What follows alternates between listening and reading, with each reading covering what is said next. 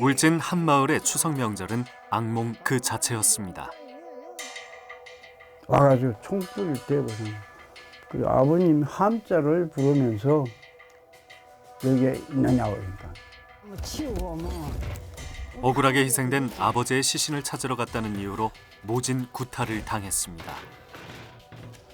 우리 할매도 맞아 이 허리를 못 다쳐가지고 이제 허리를 꺾고 당기고 우리 할아버지도 두드려 맞고 뭐 말할 수 없지요. 그때 비교는 말할 수 없어요. 부친의 시신을 찾지 못한 아들은 70년이 지난 지금도 한에 사무칩니다. 울진 민간인 희생사건 현장을 찾아가 봅니다.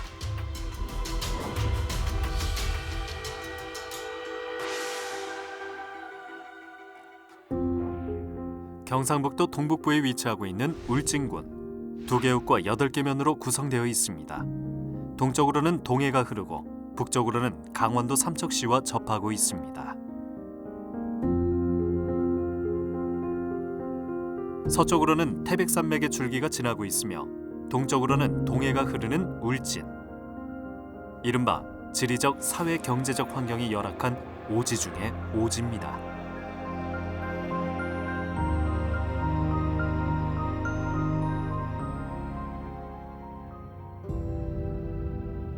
아름다운 호수공원과 풍요로운 산림으로 유명한 연어공원.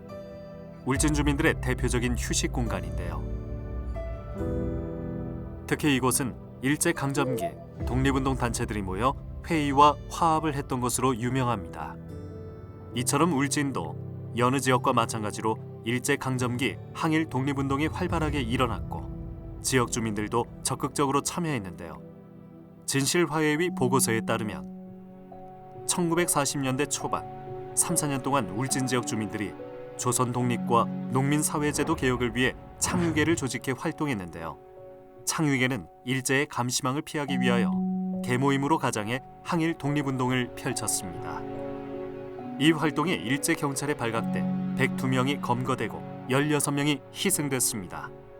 창유계에서 활동했던 윤종수는 당시 대구 형무소에서 고문을 당해 사망했습니다. 이후 동생 윤종현은 한국전쟁 발발 후 부역 혐의로 살해됐습니다. 일제강점기 독립운동했던 주요 성씨를 그 경찰 연역사에서 6개 성으로 얘기를 해요. 근데 제가 이제 참고인조사 지역별로 이제 다 조사를 해보니까 진짜 기가 막히게 통하는 게 뭐냐면요. 대부분 희생자의 부역 혐의 사건으로 돌아가신 희생자의 대부분들이 연유가 자기 집안의 일제강점기부터 독립운동했던 자녀들과 가족과 집안이었다는 것이 거의 들어맞아요. 그래서 너무 놀랐어요, 사실은. 울진군 금남면 노읍리.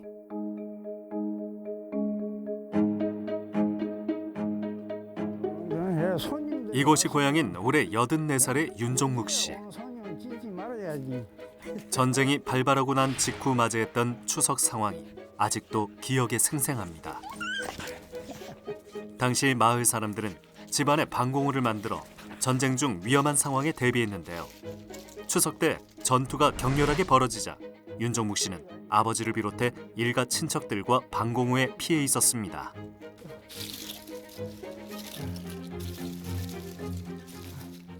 큰 집 방공호에 추석 명절 쉬고 이제 그거 모였다 보니까 집안 사람들이 이렇게 많이 모였으니까 방공호에 그 안에 막 총소리 나고 포소리 나니 전부 다 그 안에 들어가 벌벌 떨고 있었는 거지. 그때 우리 아버님도 같이 있었어요. 그 후에 헌병들이 그때 한 석양이 좀 못 됐어.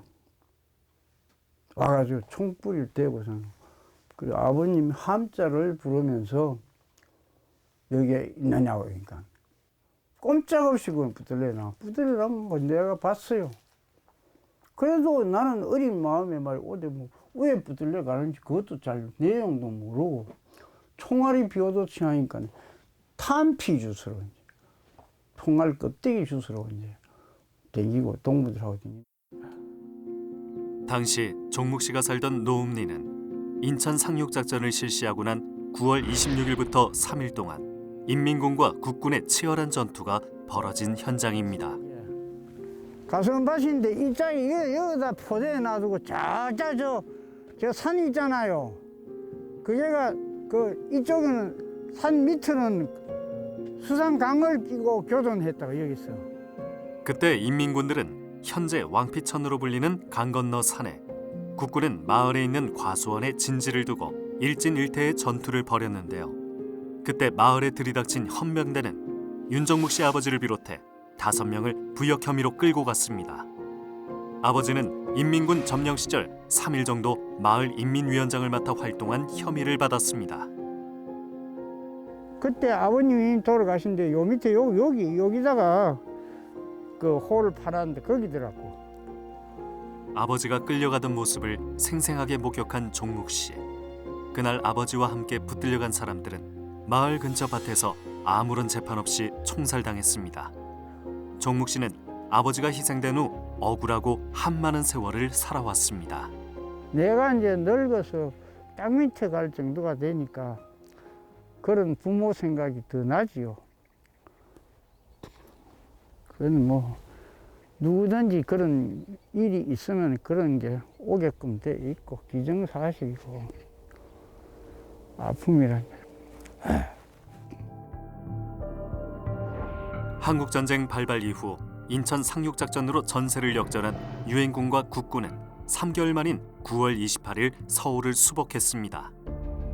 당시 경북 영천 지역 일대에서 격렬한 전투가 벌어져 대부분의 경북 지역에서도 수복이 이루어졌는데요. 수복한 지역에서는 부역자와 부역자 가족이라는 이유로 곳곳에서 수백 명 단위의 학살이 벌어졌습니다. 진실화해위원회는 205명의 울진 지역 주민들이 1950년 9월 26일부터 12월 말경까지 인민군 점령 시기 부역 행위를 했다는 혐의로 울진경찰서와 특무대, 국군 제3사단 소속 헌병대와 보충대 군인에 의해 적법한 절차 없이 신림 올시골, 후정리 부들골 등 여러 곳에서 총살 및 생매장의 방법으로 집단 살해된 사건을 진실 규명했습니다. 울진 부역혐의 사건은 독특한 사건이 아니라 부역혐의 사건을 갖고 있는 전형적인 모습을 전형적으로 보여준 형태라고 볼 수 있어요. 먼저 그 울진 부역혐의 사건을 집단 학살한 가해 측의 전형도 이게 단순히 경찰만 진행한 것이 아니라 군의 CIC 특수부대, 그다음에 헌병대, 또 군인, 그다음에 경찰, 그리고 경찰을 보조했던 그 당시 그 우익의 청년단이나 이런 것들이 전일적으로 어떻게 협조했고 연결고리가 진행되었던 것들을 아주 전형적으로 보여주고 진술했던 사건의 기록이라고 볼 수 있습니다. 울진읍에서 약 8km 떨어져 있는 정림 212. 당시 10여 가구가 오순도순 모여 살고 있는 아주 작은 마을이었습니다. 이곳에서 나고 자란 올해 81살의 남상욱 씨. 아버지의 유품을 고스란히 보관하고 있습니다. 아버지는 일제강점기 학교에서 각종 상을 휩쓸 정도로 인재였으며 마을에서도 인기가 많았습니다. 그중에 눈에 띄는 건 이승만 대통령에게 받은 감사장인데요. 1948년 5월 10일에 치러진 총선거 사업에 공헌했다는 내용입니다.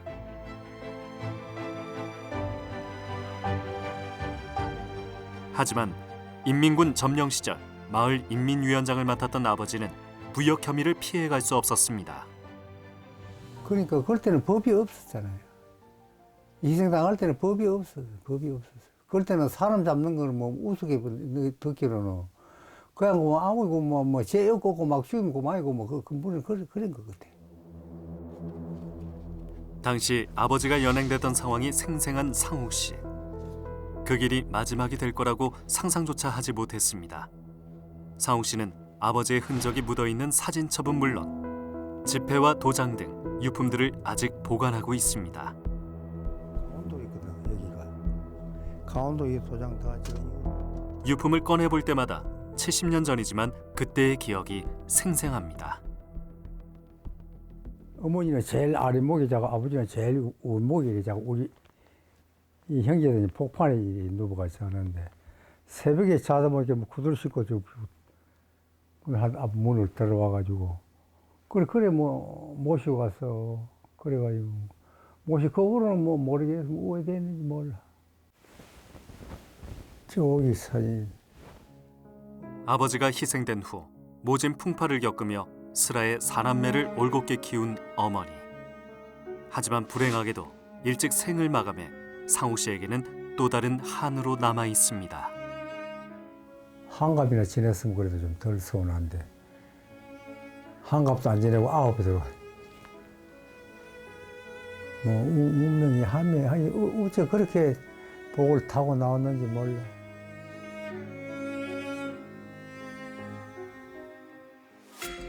상욱 씨의 집과 불과 100여 미터 떨어진 남경탁 씨 집.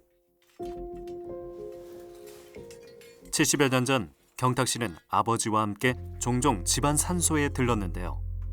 집에서 7, 8km 떨어져 있었지만 아버지는 매년 지극정성으로 관리했습니다. 경찰에 끌려간 날도 아버지는 10기가 넘는 산소를 혼자 벌초한 후 오후 늦게 집에 돌아왔습니다. 그런데 가끔 가다 요새 가면 그런 생각을 합니다. 그 조상 대접을 잘하면은 참 복을 받는다 했는데 우리 아버지는 혼자서 그 면대 먼데 가서 조상면을 다 벌초하고 제사 올리고 왔는데 왜 복을 못 받았냐 하는 게 가끔마다 한이 됩니다.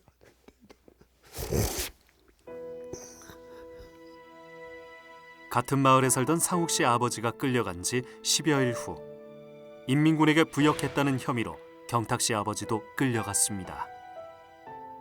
전에는 길이가 이렇게 똑바로 앉아 있었고 요 가운데 노뚝 있는 길 이게 길이었어요. 저 바로 앉아갖고 그 여기서 나가지고 쭉 가지고 저 앞에까지 다리 건너는 데까지.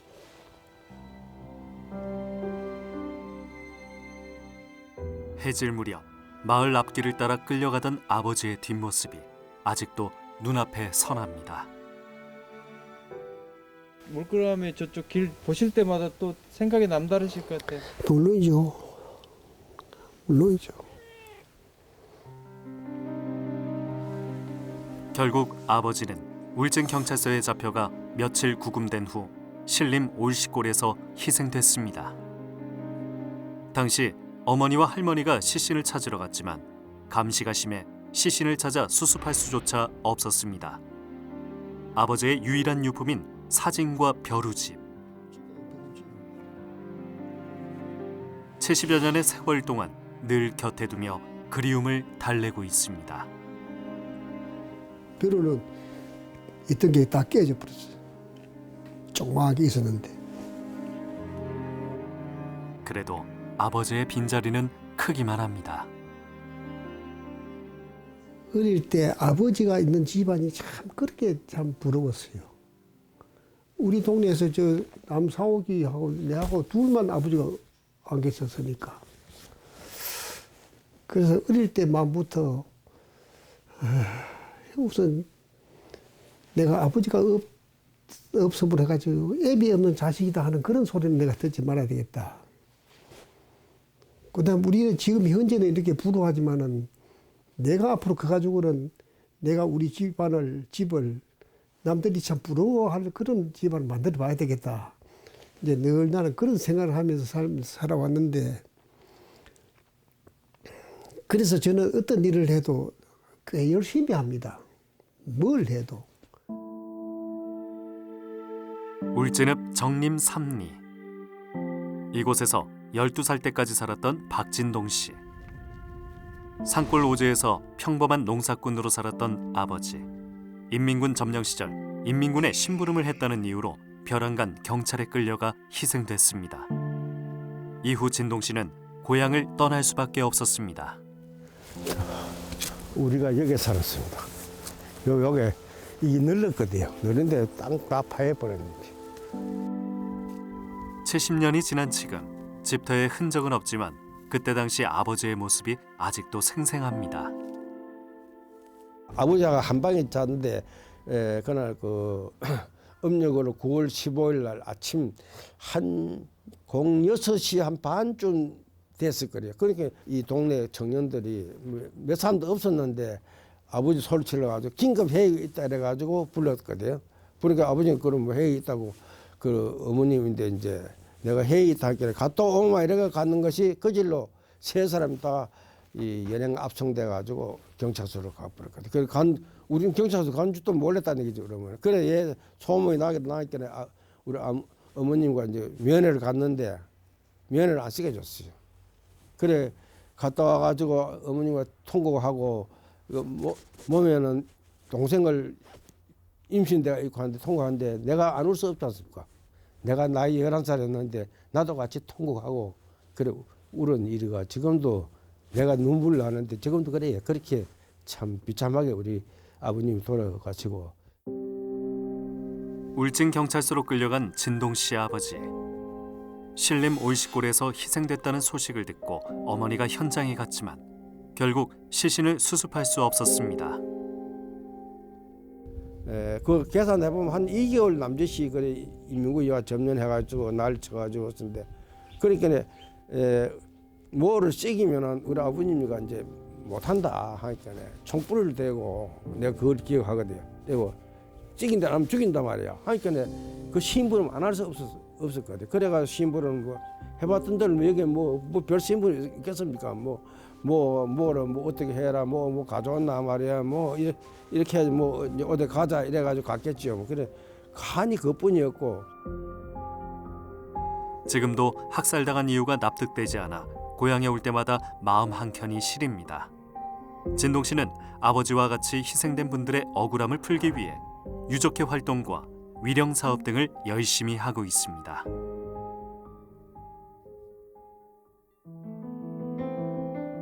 울진군에서 가장 위쪽에 있는 북면 나곡리.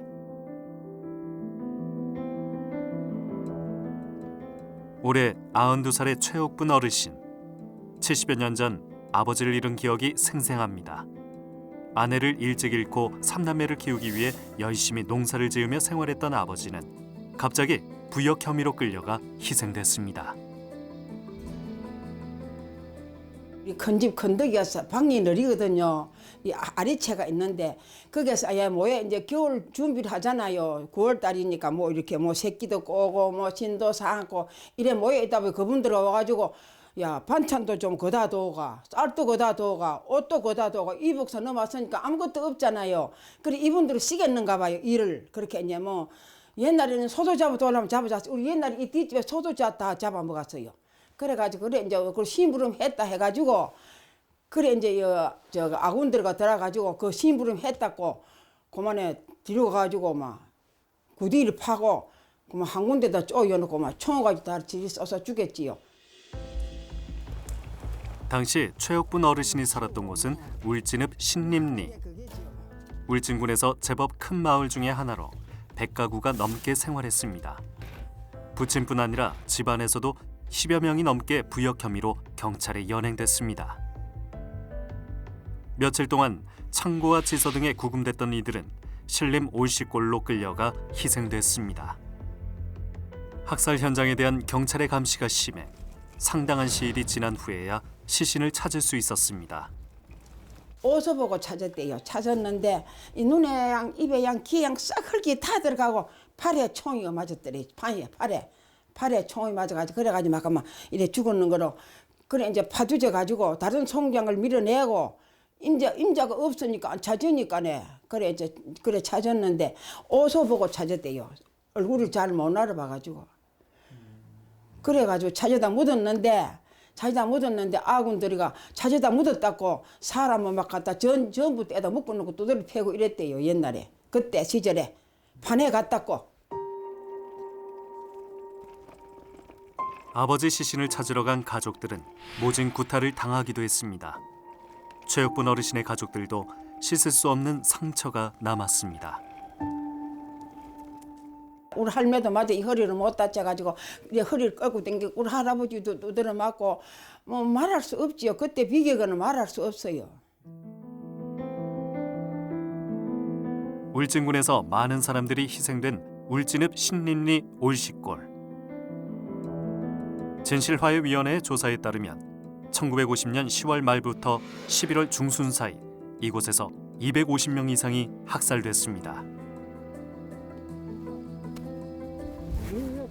올시골 내에서도 당시 울진 주민들이 살해된 장소는 갯골 3곳과 작은 판때기, 큰 판때기 등 모두 5곳.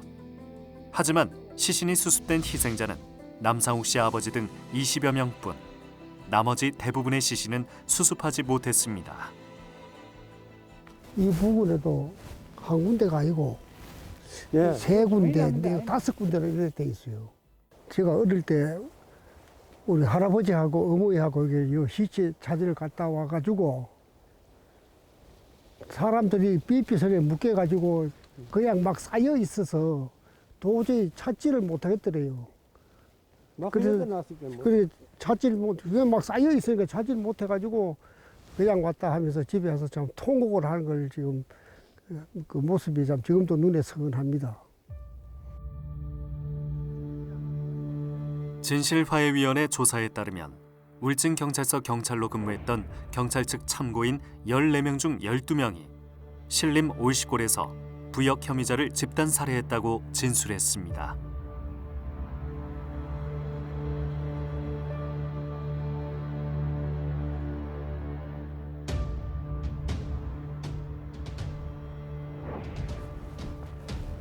올해 83살의 전태석 씨 역시 신림 올시골에서 희생된 아버지 시신을 찾지 못했습니다. 평범한 농사꾼이었던 아버지는 인민군 점령기 마을 인민위원장을 했다는 혐의로 끌려갔습니다. 식전에 불러가지고 우리 아버지가 갔어요. 근데 가시는 건 봤는데 그래 어에 가신지도 모르고 그랬는데 그리고 소식이 없어.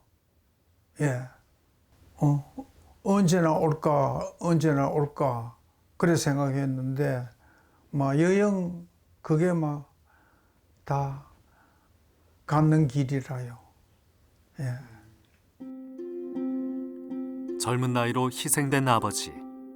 슬하의 일남일녀를 키우기 위해 어머니는 모질고 힘든 세월을 견디며 살았습니다. 그런 어머니 아버지가 늘 그리운 태석 씨는 이따금 부모님이 계신 산소를 찾고 있습니다. 당시 아버지 시신을 찾지 못해 어머니가 돌아가신 후에야 옷가지 등과 합장을 했습니다.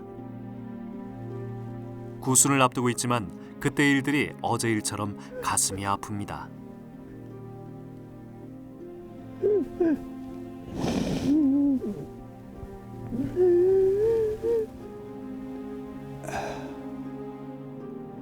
어머니 아버지의 품이 그리운 아들은 실컷 목 놓아 울어봅니다.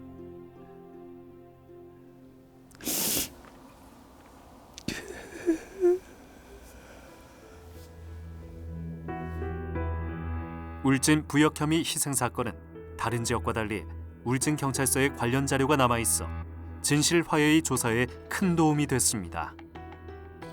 울진 경찰서에서 1951년에서 1956년 사이 작성한 경찰서 연혁. 이 자료에서는 특히 국가보안법 위반 피의자 검거 상황을 표로 정리해 수록하고 있는데 남로당 검거자는 191명, 1950년 처단자는 278명이라고 기재돼 있었습니다. 울진 경찰서에서 보관 중인 부역자 명부는 2종류인데요. 정보계가 작성했던 부역자 명부에는 2,940명에 대한 처벌 내용 등의 항목이 기재돼 있었습니다. 또한 보안과에서 작성한 부역자 명부에는 2,716명이 기재돼 있었습니다. 진실화해위 조사 결과 두 명부 중에서 중복된 것을 제외한 울진 지역 부역자는 총 4,569명. 마지막으로 1981년 작성한 신원기록 편람에는 처형자, 정보사범 등 672명의 명단이 기록돼 있었습니다. 가장 중요한 거는 이제 역사적 과정을 서술했던 경찰 연역사가 사실은 한 51년, 53년이니까 아주 한국전쟁 임박한 바로 시점에서 적용한 것이 가장 정확하다고 볼 수 있고요. 이후에 뭐 부역자 정보기가 했던 부역자 명부, 그다음에 이후 이제 보안계에서 인계받아서 적었던 거, 그다음에 이후에 실형기록 팔람으로 정리했던 과정이 아주 전율적으로 그대로 사실은 경찰 그 보관소 자료실에 보관돼 있었기 때문에 앞으로 학문적으로도 되게 유의미한 자료가 될 수 있을 거라 생각하고요. 지금 생각해 보니 그분들한테 좀 감사하는 마음도 한편으로는 좀 있습니다. 진실화해위는 울진경찰서 자료를 바탕으로 울진 8개 읍면 133개 마을에 대해 전수조사를 실시했습니다. 조사 과정에서는 경찰 자료를 교차 대조하고 진술 내용과의 일치 여부 등을 확인해 희생자 205명과 희생 추정자 51명 등 총 256명의 희생자 신원을 확인했습니다. 대부분 부역 사건은 희생 규모는 추정할 수 있으나 희생자를 명명하기는 굉장히 좀 어려운 사건입니다. 왜냐하면 오랜 시간 동안 부역 혐의 사건은 연좌제를 통해서 그 사건 명의 자체가 부역 혐의이기 때문에 부역자라는 이런 것 때문에 사실은 희생자 스스로도 우리 가족이 죽었다라고 밝히지 못하는 사건이기 때문에 희생자 명단을 확인하기는 굉장히 어려웠지만 울진 사건은 특이하게 희생자의 신원 확인을 그 다른 여타 사건에 비해서 굉장히 많이 확인했던 과정이라고 볼 수 있습니다. 울진 부역 혐의 희생 사건 등으로 희생된 이들을 추모하는 공간. 진실화해위원회는 지난 2008년 진실규명을 통해 국가의 공식적인 사과와 위령사업 지원, 그리고 재적부와 가족관계 등록부 정정과 평화인권 교육 등을 권고했습니다.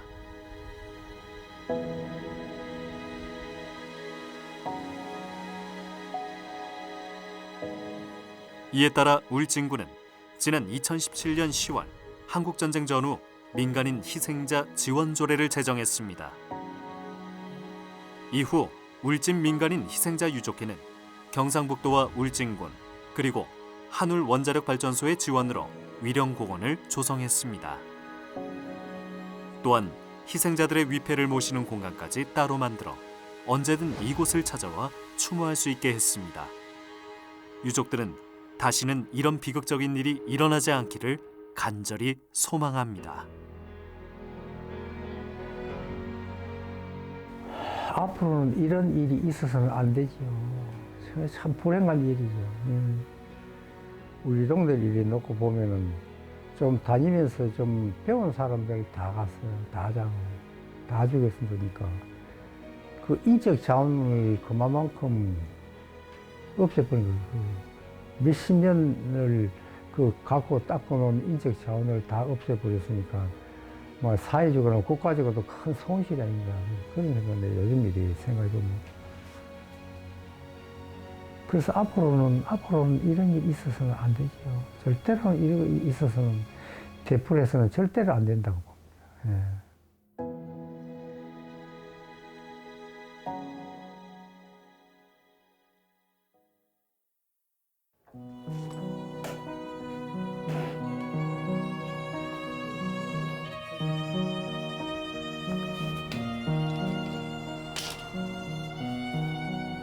벗었다 뭐.